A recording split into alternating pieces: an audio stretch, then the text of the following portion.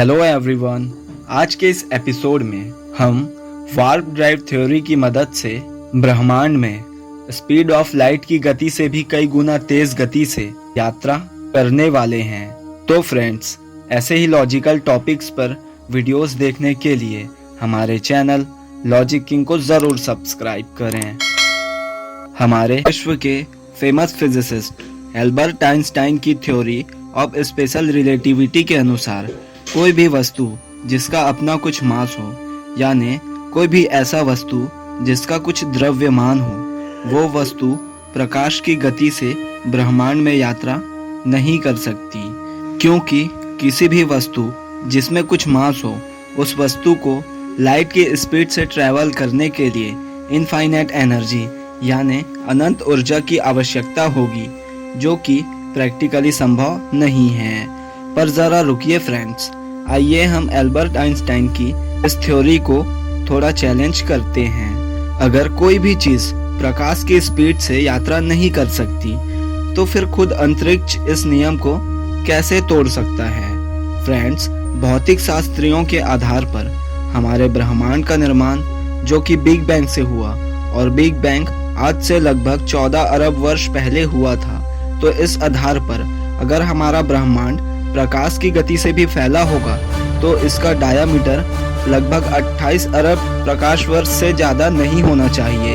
लेकिन फ्रेंड्स, हमारे ब्रह्मांड का क्षेत्रफल तो 93 अरब प्रकाश वर्ष है। इस हिसाब से the theory of special relativity का नियम खुद ब्रह्मांड ही ब्रेक कर रहा है। इसका मतलब साफ है कि हमारा ब्रह्मांड स्पीड ऑफ लाइट की गति से भी तेज गति से फैल रहा है। फ्रेंड्स, हमारे ब्रह्मांड का डायामीटर 93 अरब प्रकाश वर्ष में फैला हुआ है।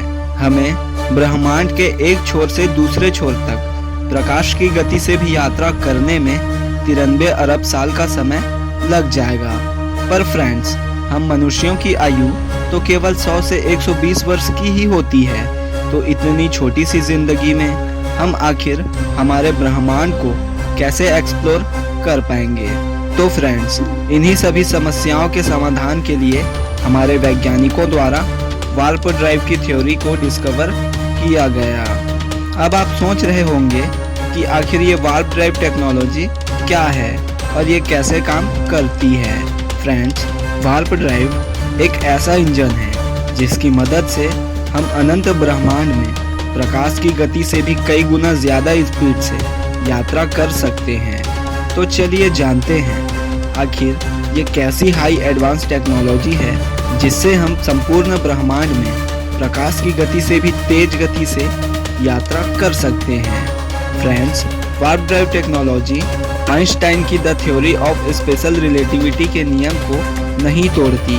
मेरे बोलने का मतलब है, the theory of special relativity के अनुसार यदि किसी वस्तु को लाइट की स्पीड या उससे अधिक स्पीड में यात्रा करनी है, तो ऐसा करने के लिए हमें अनंत ऊर्जा की आवश्यकता होगी, क्योंकि जब कोई भी ऑब्जेक्ट प्रकाश के रफ्तार से चलती है, तो उस ऑब्जेक्ट का वजन इनफाइनाइट हो जाता है।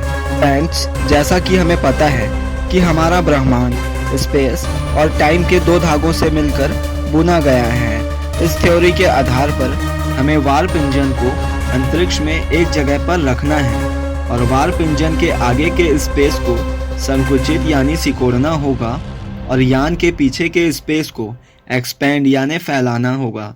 इस स्थिति में हमारा यान अपने खुद की स्पीड से यात्रा करने की बजाय स्पेस के मरोड़ और सिकोड़न से हमारा यान लाइट की गति से भी कई गुना तेज गति से ट्रैवल कर पाएगा, और वो भी एल्बर्ट आइंस्टाइन की the theory of special relativity के नियम को बिना ब्रेक करे। फ्रेंड्स, अब आप सोच रहे होंगे कि क्या स्पेस को मरोड़ना और सिकोड़ना पॉसिबल है? तो आइए जानते हैं। वार्प ड्राइव की थ्योरी के हिसाब से वार्प इंजन के आगे के स्पेस को सिकोड़ने के लिए हमें भारी मात्रा में पॉजिटिव मास की आवश्यकता होगी। फ्रेंड्स, फिजिक्स के लॉस के हिसाब से हमें स्पेस को सिकोड़ने के लिए कम से कम बृहस्पति ग्रह जितने मास वाले पिंड की जरूरत होगी। इसका मतलब है कि हम यान के आगे के स्पेस को सिकोड़ने में सक्षम हैं। फ्रेंड्स, यहाँ तक तो हमें वार्प ड्राइव की थ्योरी पॉसिबल ही लग रही है, पर जरा रुकिए फ्रेंड्स। जिस प्रकार स्पेस को सिकोड़ने के लिए हमें पॉजिटिव मास की आवश्यकता होती है, ठीक वैसे ही स्पेस को एक्सपेंड करने के लिए हमें नेगेटिव मास की आवश्यकता होगी। फ्रेंड्स, आज की हमारी टेक्नोलॉजी से निगेटिव मास को ढूंढना बहुत ज़्यादा मुश्किल है।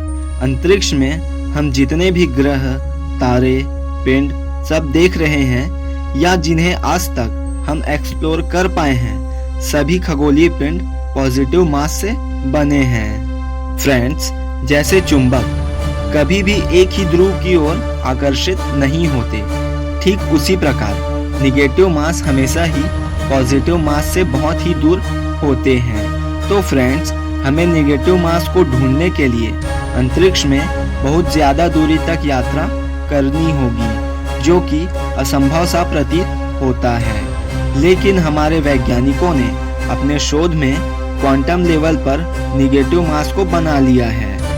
पर फ्रेंड्स, स्पेस को एक्सपेंड करने में हमें बहुत ही भारी मात्रा में निगेटिव मास की आवश्यकता होगी, जो कि हमारे वर्तमान की टेक्नोलॉजी से संभव नहीं है। पर आने वाले समय में हम ज़रूर इस थ्योरी से स्पीड ऑफ लाइट की गति से भी कई गुना तेज गति से ब्रह्मांड में यात्रा कर पाएंगे। तो फ्रेंड्स, ये थ्योरी आपको कैसी लगी नीचे कमेंट सेक्शन में ज़रूर लिखें।